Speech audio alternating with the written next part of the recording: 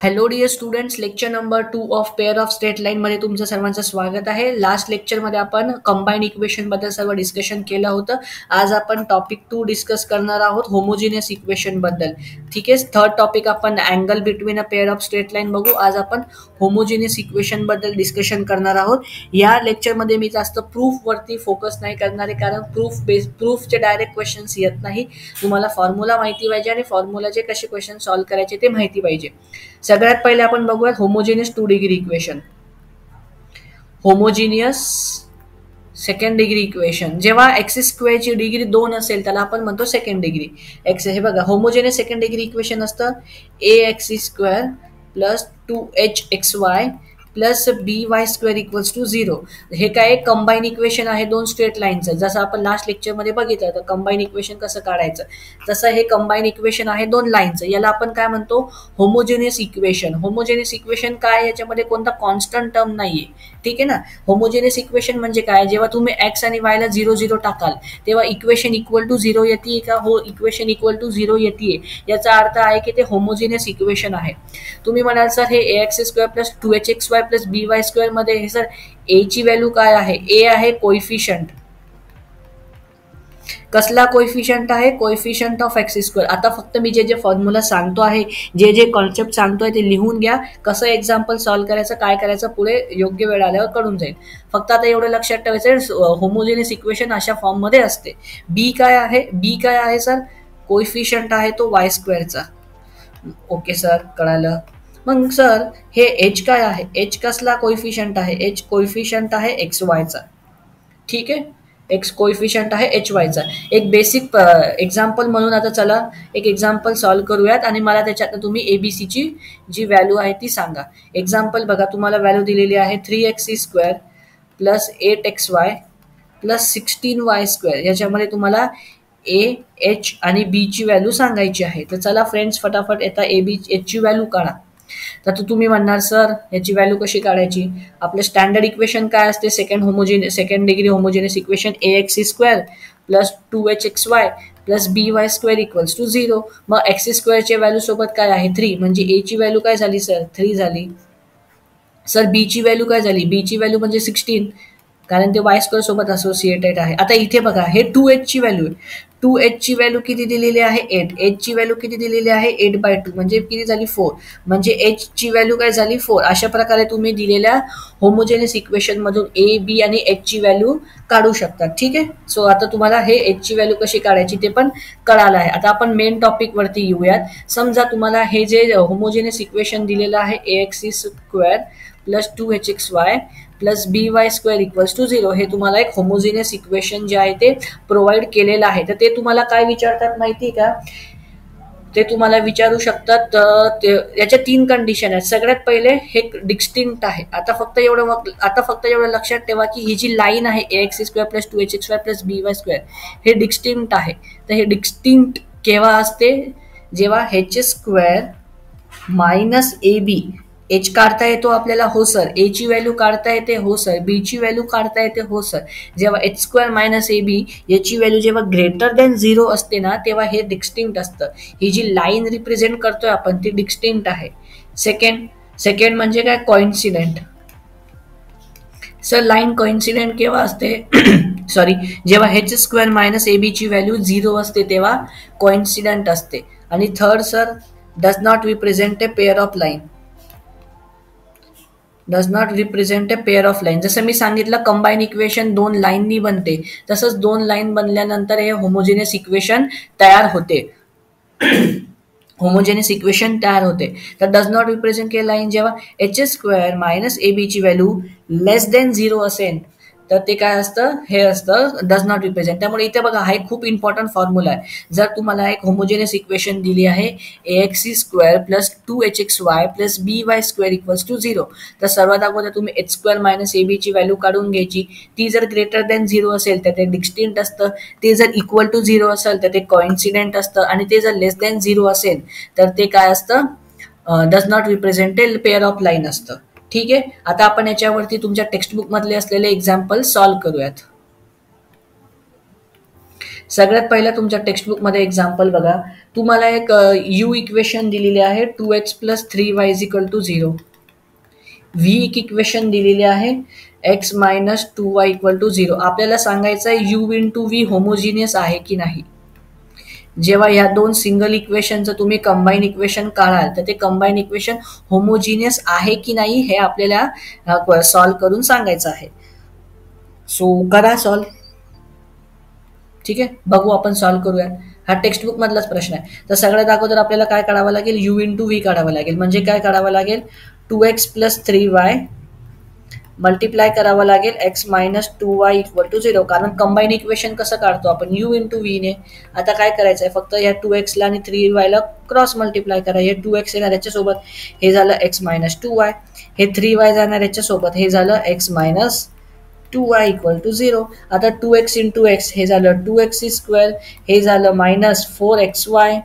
ठीक आहे, हे काय झालं प्लस 3xy प्लस मायनस 3 × 2 = 6, हे झालं -6y² = 0.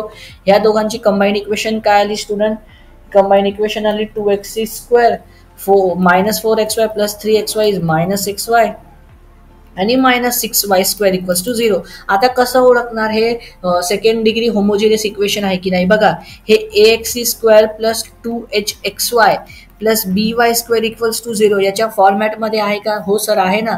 कसं काय सर, बघा ना, x² सोबत x² आहे, xy सोबत 2h ची व्हॅल्यू आहे, 6y सोबत by² आहे, म्हणजे त्या फॉर्मॅटमध्ये आहे. तर याचा असा अर्थ होतो की ते दिलेलं इक्वेशन, जे तुम्हाला दोन इक्वेशन दिलेले आहेत, तर हे होमोजिनियस आहेत का, तर येस हे होमोजिनियस इक्वेशन आहेत. ठीक आहे. आता जसं आपण मागाशी लास्ट व्हिडिओमध्ये मी तुम्हाला सांगितलं होतं, कंबाईन इक्वेशन जे आहे, समजा u = 0 ही एक लाईन आहे, v = 0 एक लाईन आहे. या दोघं लाईनला जेव्हा आपण क्रॉस मल्टिप्लाय करतो तेव्हा आपल्याला कंबाईन इक्वेशन भेटते. म्हणजे जेव्हा आपण u × v = 0 करतो तेव्हा आपल्याला कंबाईन इक्वेशन भेटते, बरोबर. तर जे मला सांगा, u = 0 ही एक लाईन आहे, तर या लाईनचा पण काही ना काहीतरी स्लोप असेल, तर या स्लोपला म्हणतो मी m1. आता ही v = 0 ही पण एक लाईन आहे, या लाईनचा पण काही ना काहीतरी स्लोप असेल, मी याला म्हणतो m2. ठीक आहे, तर याला मी म्हणतो m2. तर दोन फॉर्म्युला लक्षात ठेवायचे. सगळ्यात पहिला फॉर्म्युला आहे sum of slope. Sum of slope म्हणजे m1 प्लस m2 याची व्हॅल्यू असते -2 × h/b, -2h/b. ठीक आहे. सेकंड फॉर्म्युला लक्षात ठेवायचा आहे प्रोडक्ट ऑफ स्लोप. आता फॉर्म्युला कसा आला, काय आला ते मी एकदम डिटेलमध्ये सांगू शकतो, पण त्याची काहीच गरज नाहीये. कारण जेई म्हणतो सीईटी आणि बोर्ड एक्झाम मध्ये तुम्हाला फॉर्म्युला बेसवर क्वेश्चन येणार आहे, फॉर्म्युला कसा आला त्याच्यावरती नाही. ठीक आहे. आणि प्रोडक्ट ऑफ स्लोप काय असतो, प्रोडक्ट ऑफ स्लोप असतो a/b. त्यामुळे हे जे दोन फॉर्म्युले आहेत, ही जी तुमची जनरल होमोजिनियस इक्वेशन असते ax² plus 2hxy plus by² = 0, ही जी तुमच्याकडे होमोजिनियस इक्वेशन आहे, तर या होमोजिनियस इक्वेशन साठी सम ऑफ स्लोपची व्हॅल्यू असते -2h/b, प्रोडक्ट ऑफ स्लोप साठी व्हॅल्यू असते a/b. या दोन व्हॅल्यू तुम्हाला लक्षात ठेवायच्या आहेत. ओके. आता आपण डायरेक्टली जे आहे ते एक्झाम्पल सॉल्व्ह करण्यावरती फोकस करणार आहोत. जे तीन फॉर्म्युले मगाशी मी दिले, coincident, pair of straight line represent करते नाही त्याचे, आणि सम ऑफ स्लोप आणि प्रोडक्ट ऑफ स्लोप, त्याचे आपण आता क्वेश्चन सॉल्व्ह करणार आहोत. हे सॉल्व्ह एक्झाम्पल मी सॉल्व्ह करतो आहे. हे आहेत पेज नंबर 116 वरती. सर्वात पहिला एक्झाम्पल बघा. तुम्हाला एक होमोजिनियस सेकंड डिग्री इक्वेशन दिलेले आहे, x² -2xy -3y² = 0, आणि म्हटलं आहे की प्रूव्ह करायचं आहे आपल्याला ही लाईन डिस्टिंक्ट आहे म्हणून. तर मी सर्वात पहिले काय सांगितलं, जेव्हा तुम्हाला सेकंड डिग्री होमोजिनियस इक्वेशन दिलेली असेल त्याला स्टँडर्ड होमोजिनियस इक्वेशन सोबत कम्पेअर करायचं. स्टँडर्ड होमोजिनियस इक्वेशन काय आहे आपलं, ax² plus 2hxy plus by² = 0, हे आपलं स्टँडर्ड होमोजिनियस इक्वेशन आहे. तर कम्पेअर केल्यानंतर व्हॅल्यू बघा, a ची व्हॅल्यू काय आली 1, b ची व्हॅल्यू काय आली बघा -3, h ची व्हॅल्यू बघा काय आली, h ची व्हॅल्यू आली -1. ठीक आहे. या तीन व्हॅल्यू आपल्याला मिळाल्या. आता या व्हॅल्यू कशा काढायच्या हे मागच्या एक्झाम्पल मध्ये मी सांगितलं आहे. ठीक आहे. आता आपल्याला या व्हॅल्यू मिळाल्या. मी तुम्हाला काय सांगितलं, कोइन्सिडेंट वगैरे आहे की नाही, त्याच्यासाठी काय करायचं, h² - ab ची व्हॅल्यू काढायची. h² ची व्हॅल्यू काय आहे -1² मायनस a ची व्हॅल्यू काय आहे 1, b ची व्हॅल्यू काय आहे -3, -1² झाला 1, हे -1 × -3 झालं -3, आणि हे झालं 4. आता 4 मला सांगा कसा आहे, ग्रेटर दॅन 0 आहे. 4 कसा आहे, ग्रेटर दॅन 0 आहे. मग मला सांगा आता जेव्हा आपण इकडे h square minus a b ची व्हॅल्यू काढली ती किती आली, 4 आली, म्हणजे ती काय आहे, ग्रेटर दॅन 0. आणि जेव्हा h square minus a b ची व्हॅल्यू ग्रेटर दॅन 0 असते तेव्हा ते कसं असतं, कसं असतं सर सांगा ना सर. अरे बाळा ते कसं असतं, ते असतं डिस्टिंक्ट. ठीक आहे, त्यामुळे इकडे एक्झाम्पल आपलं सॉल्व्ह झालेलं आहे. फक्त h square minus a b ची व्हॅल्यू आपण चेक करून व्हेरीफाय केली. सेकंड एक्झाम्पल बघा, तुमच्या टेक्स्टबुक मधला सेकंड एक्झाम्पल घेतो आहे. थोडासा आवाज वेगळा येऊ शकतो कारण बरं नाहीये, बट स्टील रेकॉर्ड करतोय. सेकंड एक्झाम्पल बघा, show that line represented by, एक तुम्हाला सेकंड डिग्री होमोजेनियस इक्वेशन दिलेले आहे. X square minus 6xy plus 9y square equals to 0 हे होमोजेनियस इक्वेशन दिलेली आहे आणि ही कॉइन्सिडेंट आहे, हे आपल्याला प्रूव्ह करायचं आहे. ठीक आहे, मग आपण याला स्टँडर्ड इक्वेशन सोबत कम्पेअर करू. ax square plus 2hxy plus by square equal to 0. इकडनं मला कळालं की a ची व्हॅल्यू आली 1, b ची व्हॅल्यू आली 9, h ची व्हॅल्यू आली -3. कशी आली सर, ते 2h इक्वल्स टू -6 केलं म्हणजे h ची व्हॅल्यू आली -3. आता सर आपण काय करणार, सर आता आपण h square minus a b ची व्हॅल्यू फाइंड आउट करणार. h स्क्वेअर ची व्हॅल्यू काय आली, -3 चा होल स्क्वेअर मायनस a ची व्हॅल्यू काय आली 1, b ची व्हॅल्यू काय आली 9. मग मला सांगा -3 चा स्क्वेअर किती असतो, 9. 1 इंटू 9 ची व्हॅल्यू काय असते 9. मग 9 मायनस 9 किती आलं, 0. अरे बापरे सर सर सर बघा इकडे आपण h square minus a b ची व्हॅल्यू काढली सर आणि ते इक्वल टू 0 आलं. आणि सर मगाशी तुम्ही सांगितलं होतं जेव्हा h square minus a b ची व्हॅल्यू इक्वल टू 0 असते तेव्हा ते कसं असतं सर, तेव्हा ते कोइन्सिडेंट असतं. म्हणजे दिलेलं जे आपल्याला सेकंड डिग्री होमोजेनियस इक्वेशन आहे x square minus 6xy plus 9y square हे कसं आहे, कोइन्सिडेंट आहे, आपण प्रूव्ह केलेलं आहे. ओके, थर्ड एक्झाम्पल बघा. आता थर्ड एक्झाम्पल मध्ये तुम्हाला सम ऑफ स्लोप आणि प्रोडक्ट ऑफ स्लोप काढायचं आहे. तुम्हाला सेकंड डिग्री होमोजेनियस इक्वेशन दिलेलं आहे x square plus 4xy minus 7y square is equal to 0. परत याला स्टँडर्ड इक्वेशन सोबत कम्पेअर करा. ax square plus 2hxy plus by square equal to 0. इकडनं तुम्ही बघा a ची व्हॅल्यू काय आली 1 आली, h ची व्हॅल्यू काय आली 2 आली आणि b ची व्हॅल्यू काय आली, b ची व्हॅल्यू आली sir -7. Oh sir, okay sir. आता आपल्याला काय काढायचं आहे, sum of slope. Sum of स्लोपचा फॉर्म्युला काय असतो रे, सम ऑफ स्लोपचा फॉर्म्युला असतो -2 इंटू h अपॉन b. मग -2 इकडनं घेतलं, h ची व्हॅल्यू काय आली आहे, h ची व्हॅल्यू आली सर 2, h ची व्हॅल्यू आली सर 2, b ची व्हॅल्यू काय आली -7 म्हणजे ही व्हॅल्यू किती आली 4/7. त्यामुळे सम ऑफ स्लोप ची व्हॅल्यू काय आली 4/7. आता तुम्हाला काय काढायचं आहे, product of slope. Product of स्लोपचा फॉर्म्युला काय लिहून दिला होता, a अपॉन b.